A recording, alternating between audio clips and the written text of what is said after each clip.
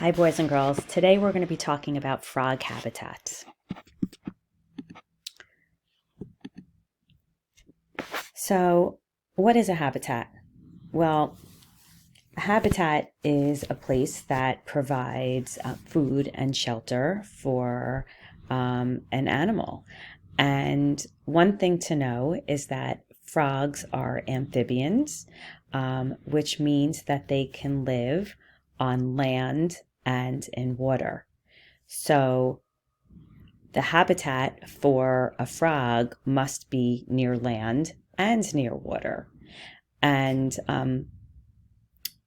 even though frogs start out their lives as tadpoles, they grow into frogs, and that's why they live that double life. They start out their earlier life where they live full time in the water, and then as they develop and grow and change and go through the stages of metamorphosis, then they can live both in land and water. So frogs start out their lives as eggs, and frogs lay their eggs in the water because when the eggs hatch, out comes a tadpole. And a tadpole resembles a fish, but it is still an amphibian because it is going to change and go through metamorphosis and become a frog later on in life.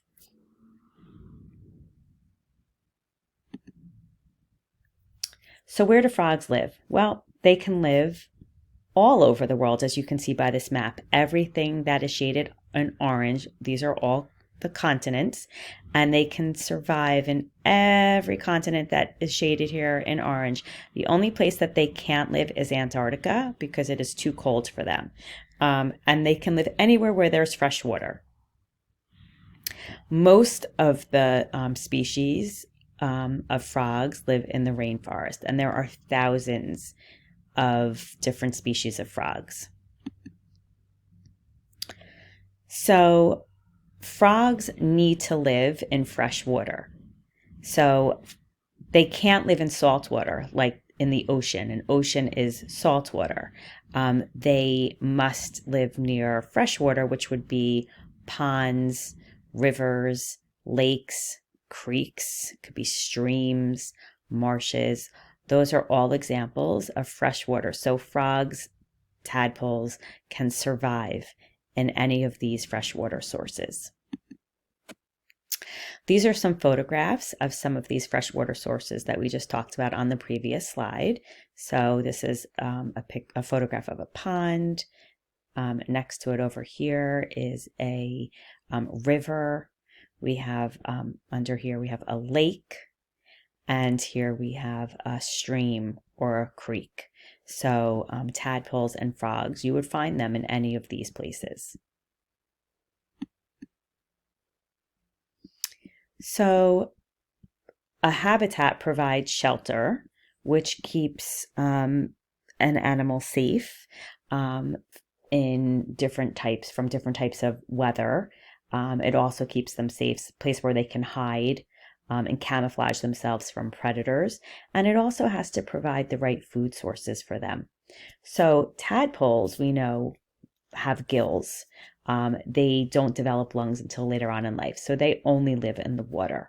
So they would seek shelter in the cold, when it's below freezing and the top of the pond or stream or creek or river is frozen. They would go to the bottom of the pond and they would hibernate under the mud because it's warmer there. The temperatures are at least 10 degrees warmer. So they would be above freezing under the mud. Closer to the surface, it's below freezing, and that's why the pond is frozen over. So they wouldn't be able to survive up top for long periods of time. Now, frogs, because we know that they can live on land and in water, they can't survive underwater for extended periods of time. So they wouldn't be found, you wouldn't find frogs in a pond in the wintertime. They would be on land. The tadpoles would be in the pond in the wintertime, way at the bottom of the pond or creek or river, any of those freshwater sources that we talked about. The frogs would be found on leaf piles, under rocks, tree stumps, mud, underneath the soil, but living near the freshwater sources. So they would probably be found, close to the edge of the water. So habitats provide animals with the food that they need to survive. So in the pond, there's algae. They feed off of the algae. There's water striders, which are water bugs, small bugs and insects, and then bigger tadpoles can eat small fish. Frogs eat pretty much the same things. They would just be able to eat bigger insects and bigger bugs than tadpoles. So what I want you to do is I want you to think about what we learned today about a frog's habitat and what does it have to help it to survive and what type of food is provided in the environment for it to survive. And I want you to talk with a partner and share some of the things that you learned today.